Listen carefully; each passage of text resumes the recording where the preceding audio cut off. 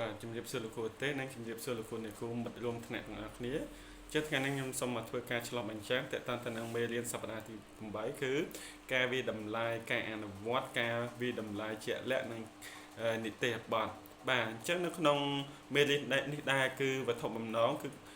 កំណត់បាននិយមន័យលក្ខណៈការវិតម្លៃចំណុចខ្លាំងដែលកំណត់នៃការវិតម្លៃប្រភេទនេះកំណត់បានភាពខុសគ្នារវាងតារាងបញ្ជីត្រួតពិនិត្យមានដ្ឋាននីតិបទឬកំណត់ពីប្រសិទ្ធភាពក្នុងការវិតម្លៃនៃនីតិបទសរសេរនីតិបទសម្រាប់ការវិតម្លៃអនុវត្តនិងវិតម្លៃជាក់ស្ដែងជ្រើសរើសឧបករណ៍ដើម្បីវិតម្លៃក្នុងការប្រើប្រាស់បានត្រឹមត្រូវនៅតកតទៅនឹងការវិតម្លៃទាំងអស់ខាងលើនឹងបាទអញ្ចឹងចំណុចទី1គឺគេនិយាយអំពីការវិតម្លៃអនុវត្តនិងការវិតម្លៃជាក់លាក់តើអ្វីទៅជាការវិតម្លៃអនុវត្តបាទតើអ្វីទៅជាការវិតម្លៃអនុវត្តការវិតម្លៃអនុវត្តគឺជាការស្ទង់សមត្ថភាពចំណេះដឹងបន្ទាប់ពីកូនសិស្សបានអនុវត្តក្នុងការធ្វើអ្វីមួយដែលសបញ្ជាក់ឲ្យឃើញអំពីបំណិនដែលគាត់ទទួលបានយកទៅបង្កើតអ្វីមួយដែលថ្មីការវិតម្លៃអនុវត្តនេះដែរគឺពាក់ព័ន្ធអំពីការបង្ហាញរបស់សិស្សទៅលើផ្នែកបំណិននៃចំណេះដឹងរបស់គាត់ក្នុងការផលិតក្នុងការបង្កើតផលិតផលឬក៏ការបង្កើតចម្លើយឬក៏ការធ្វើបទបង្ហាញការធ្វើបង្ហាញជាក់លាក់ក្នុងការវិតម្លៃជាក់លាក់ណាមួយដែលវាជាប្រភេទនៃការវិតម្លៃតម្រូវឲ្យសិស្សអនុវត្តការងារជាក់ស្ដែងដើម្បីបង្ហាញអំពីការអនុវត្តដែលប្រកបដោយមានដោយចំណេះដឹងនិងជំនាញច្បាស់លាស់ការវិតម្លៃនេះដែរគឺមានលក្ខណៈជាក់ស្ដែងនៅពេលដែលយើងកំណត់តេស្តជាប្រភេទកិច្ចដែលកិច្ចការដែលសិស្សធ្វើសកម្មមានន័យយើងកំណត់អ្វីដែល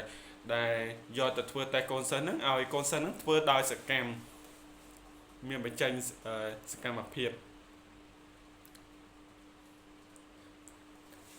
ការវិតម្លៃអនុវត្តនេះដែរគឺផ្អែកទៅលើភាពពិតជាក់ស្ដែងមានការវិនិច្ឆ័យច្នៃប្រឌិតតម្រូវការផ្សារភ្ជាប់ទៅនឹងបទពិសោធន៍របស់មនុស្សពេញវ័យនៅកន្លែងការងារការវិតម្លៃនិងផ្ដល់ឱកាសក្នុងការត្រួតពិនិត្យអនុវត្តពិចារណាធនធាននិងទទួលបានព័ត៌មានត្រឡប់មានន័យថា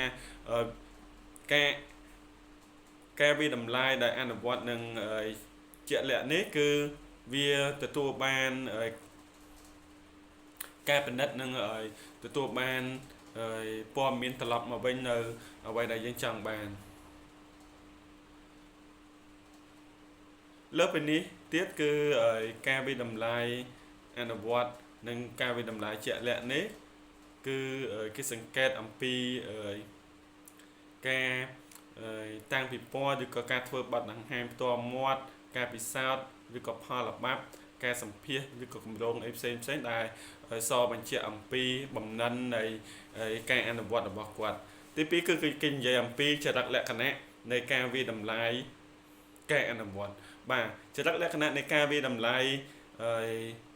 ការអនុវត្តនេះដែរគឺសិស្សបញ្យល់ប្រាប់ពីហេតុផលនិងការពារមានន័យគាត់បានអនុវត្តទៅលើអ្វីដែលយើងបានដាក់ឲ្យនឹងហើយគាត់អាចបញ្យល់អាចប្រាប់ពីហេតុផលឬក៏ការពារអ្វីដែលគាត់លើកយកមកបង្ហាញយើងនឹងសិស្សសម្ដែងបង្កើតនិងផលិតអ្វីមួយបន្ទាប់ពីគាត់បានរៀននៅចំណេះដឹងហ្នឹងយកទៅអនុវត្តឲ្យធ្វើឲ្យចេញជាលទ្ធផលឬក៏អ្វីមួយដែលគាត់ចង់បង្ហាញនិងសិស្ស5អំពីបំណិននិងផ្ដល់ហេតុផលដើម្បីជាគំនិតសំខាន់ចាំបាច់ពាក់ព័ន្ធទៅនឹងចម្លើយទូទៅដែលមានលើសពីមួយតម្រូវឲ្យមានសិទ្ធិតម្រូវឲ្យមាននីតិបទនិងលក្ខណៈវិនិច្ឆ័យច្បាស់លាស់សម្រាប់ការដាក់បន្ទុកមានតកតទៅនឹងការអនុវត្តការវិតម្លៃអនុវត្តនេះដែរគឺតម្រូវឲ្យមាននីតិបទឬក៏ការដាក់បន្ទុកមួយជាក់លាក់និងច្បាស់លាស់ចំណុចទី3គឺគេនិយាយអំពីចំណុចខ្លាំងចំណុចខ្សោយនិងដែនកំណត់នៃការវិតម្លៃការអនុវត្តនេះដែរអញ្ចឹងនៅក្នុងការវិតម្លៃ ខាងលើនេះគឺវាចែកចេញជា3គឺទី1គឺនិយាយអំពីចំណុចខ្លាំង2ចំណុចខ្សោយ3គឺដែនកំណត់ការវាតម្លៃការអនុវត្តបាទអញ្ចឹងខ្ញុំសូមនិយាយអំពីតកតងទៅនឹងចំណុចខ្លាំងគឺវាអាចវាស់វែងអំពីបំណិនក្នុងការបង្ហាញហេតុផលរបស់សិស្សបាទអញ្ចឹងនៅពេលដែលសិស្សបង្ហាញហេតុផលគឺយើងអាចកំណត់ថាអូកូនសិស្សនឹងគាត់អាចមានបំណិនក្នុងការយល់ដឹងអំពីអ្វីដែលគាត់បានអនុវត្តនឹងប៉ុន្មានភាគរយបាទគ្រូប្រើលក្ខណៈវិនិច្ឆ័យជាក់លាក់សម្រាប់ការវិតម្លៃមានន័យថាគ្រូអាចប្រើលក្ខណៈនៃការវិនិច្ឆ័យហ្នឹងគឺមានភាពជាក់លាក់តកតងទៅនឹងការវិតម្លៃរបស់គាត់ហ្នឹងបាទដោយមិនមែនជាការប៉ាន់ស្មានទេគឺយើងមើលលក្ខណៈបង្ហាញហេតុផលរបស់គាត់ហើយយើងធ្វើការវិតម្លៃទៅគឺត្រឹមត្រូវមានការចូលរួមយ៉ាងសកម្មរបស់សិស្សបានអញ្ចឹងនៅពេលដែលសិស្សគាត់បានអនុវត្តអ្វីដែលយើងបានដាក់ឲ្យហ្នឹងយើងឃើញថាតើសកម្មភាពរបស់គាត់ហ្នឹងមានការចូលរួមសកម្មតកតងទៅនឹងការអនុវត្តដើម្បីទទួលបានបំណិននឹងអត់បាទចំណុចបន្ទាប់គឺតកតងទៅនឹងការលើកទឹកចិត្តឲ្យសិស្សវាតម្លៃខ្លួនឯងបាទចំណុចនេះដែរមានន័យថាគឺលើកទឹកចិត្តឲ្យគាត់អនុវត្តអ្វីដែលគាត់បានធ្វើឬក៏មានចំណេះដឹងហ្នឹងដែលបានបង្ហាញអំពីលទ្ធផលរបស់គាត់ហ្នឹងហើយគាត់អាចវាតម្លៃខ្លួនឯងថាតើគាត់អាចគាត់អាចធ្វើបានប៉ុន្មានភាគរយមានតែគាត់វាតម្លៃអ្វីដែលគាត់ផលិតបាននឹងបាទការសិក្សាកើតឡើងអំឡុងពេលក្នុងការវាតម្លៃមានតែបន្ទាប់ពីគាត់វាតម្លៃគាត់ឃើញចំណុចខ្វះខាតរបស់គាត់អាចកែតម្រូវឬក៏គាត់អាចបន្ថែមនៅចំណុចណាដែលគាត់ថាគិតថាមិនទាន់ពេញលេញសង្កត់ធ្ងន់លើការអនុវត្តចំណេះដឹងបាទតើតើនេះមានសង្កត់ធ្ងន់តើតើទៅនឹងការអនុវត្តចំណេះដឹងរបស់គាត់ដែលតើ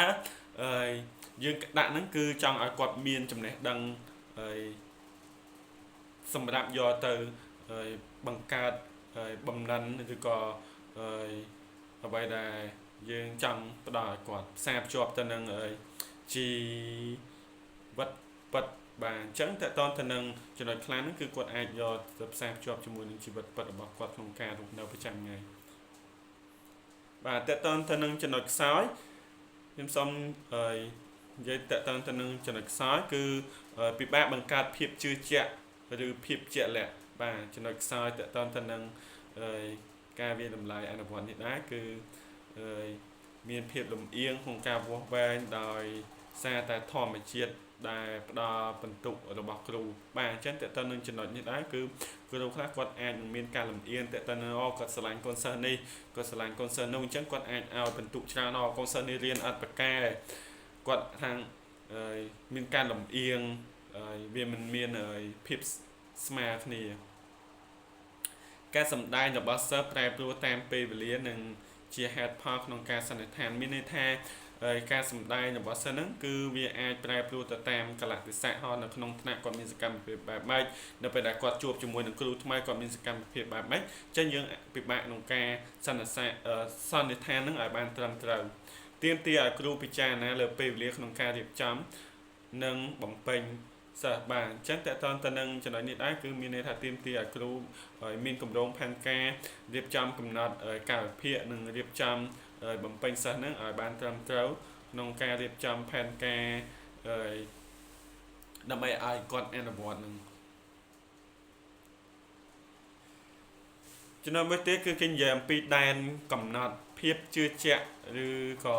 ភាពទៀងទាត់សំណេរអត្ថបទគឺជាប្រភេទចម្បងនៃកំហុសក្នុងការវាស់វែងការវិតម្លៃដាក់បន្ទុកមានតែតម្រូវឲ្យមានការវិនិច្ឆ័យដោយមនុស្សតែម្នាក់ប្រកបដោយវិជ្ជាជីវៈហើយវានឹងមានការប្រែប្រួលនិងកំហុសដោយសារការលំអៀងបាទមានន័យថាតម្រូវឲ្យមនុស្សហ្នឹងវិនិច្ឆ័យតែម្នាក់ដើម្បីជៀសវាងការលំអៀងព្រោះចិត្តមនុស្សយើងម្នាក់វាអត់ដូចគ្នាទេអញ្ចឹងអាចអ្នកនេះឲ្យច្រើនអ្នកនោះឲ្យតិចអញ្ចឹងបើយើងកែតែម្នាក់ឬក៏យើងវិនិច្ឆ័យតែម្នាក់គឺបង្ហាញឲ្យឃើញអំពីសុក្រិតភាពដែរចំណុចទី4គឺគេនិយាយអំពីមូលដ្ឋានសម្រាប់ប្រើប្រាស់ ការវិតម្លៃអនុវត្តបាទអញ្ចឹងតើតើនឹងមូលដ្ឋានមានកំជា snow នៃការវិតម្លៃអនុវត្តហ្នឹងគឺទី1គឺយើងសង្កេតអាកប្បកិរិយាឬក៏សមត្ថភាពរបស់សិស្សមានយើងមើលទៅលើលក្ខណៈការដេកដើរឈរអង្គុយរបស់សិស្សតើសិស្សហ្នឹងគាត់មានលក្ខណៈបែបណាដើម្បីឲ្យយើងងាយស្រួលក្នុងការអនុវត្តក្នុងការវិតម្លៃហ្នឹងបាទទី2គឺភាពស្មុគស្មាញជំនាញមិនអាចវាស់វែងបានដោយការសរសេរបាទអញ្ចឹងតើតើទៅនឹងចំណុចខ្លះគឺយើងអត់អាចវាស់វែងបានទៅដោយការសរសេរទេគឺយើងអាចវាស់វែងបានដោយការសង្កេតឬក៏ការសួរផ្ទាល់មាត់អីចឹងទៅព្រោះយើងអាចយកការសរសេរហ្នឹងយកមកវាស់វែងបានទេទី3គឺគេនិយាយអំពីតម្រូវការផ្ដោតទៅលើលំនាំនៃដែលអាចបង្រៀនបានជាតម្រូវការ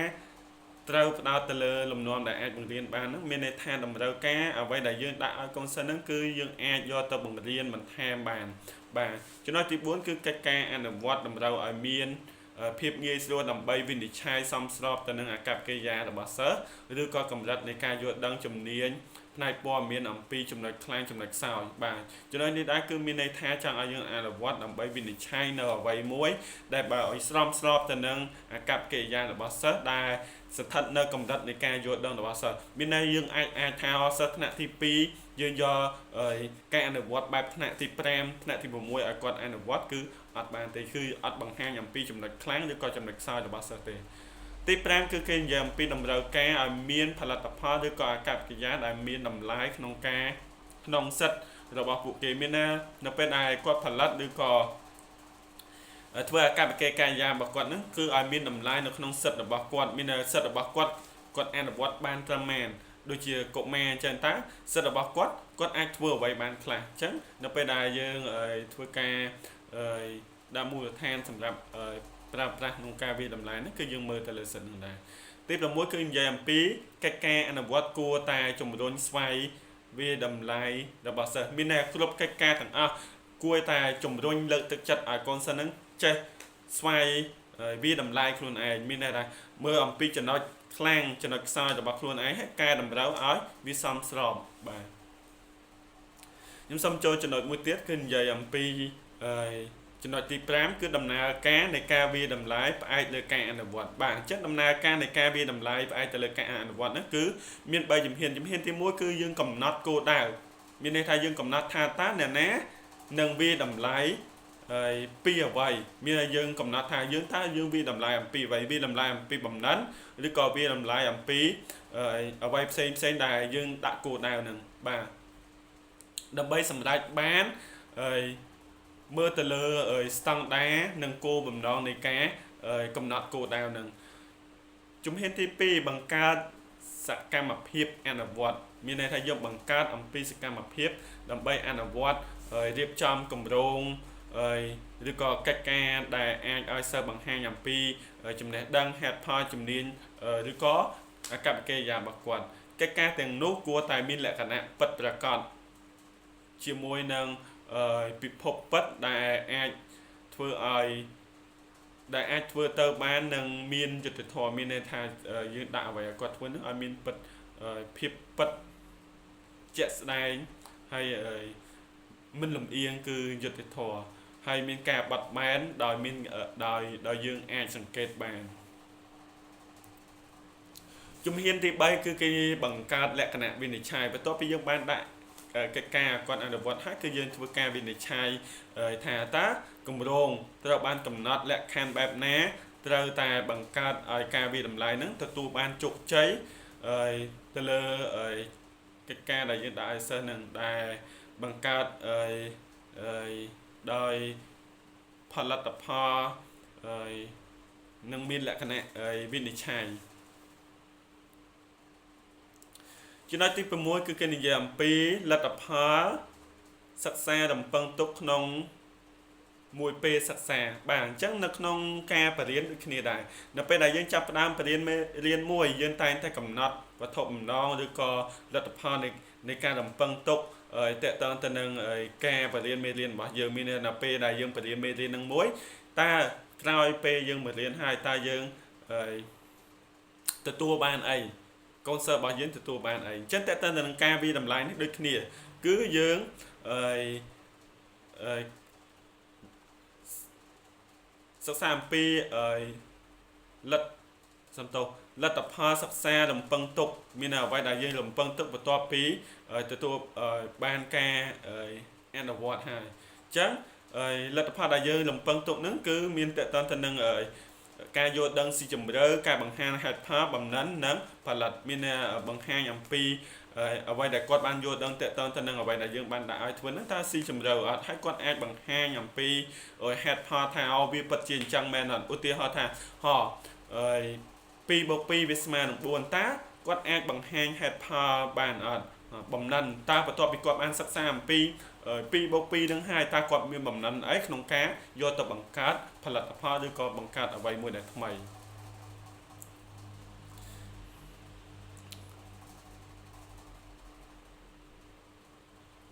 តែតើតើនឹងចំណុចទី7គឺគេនិយាយអំពីការដាក់បន្ទុកនិងការវិតម្លៃបាទការដាក់បន្ទុកនិងការវិតម្លៃនេះគឺប្រភេទនៃការដាក់បន្ទុកគឺតើតើទៅនឹងតារាងត្រួតពិនិត្យតារាងបញ្ជីត្រួតពិនិត្យ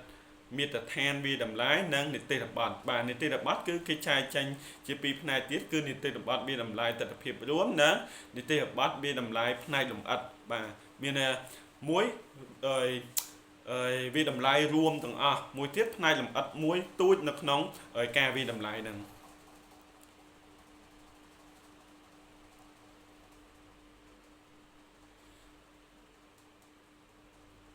បាទអញ្ចឹងតើតើទៅនឹងមេរៀននេះខ្ញុំសូមបញ្ចប់ត្រឹមហ្នឹងហើយបើមិនសិនមានចំណុចខ្វះខាតត្រង់កន្លែងណាសូមលោកគ្រូជួយបំពេញបន្ថែមនិងអនុគ្រោះសូមអរគុណ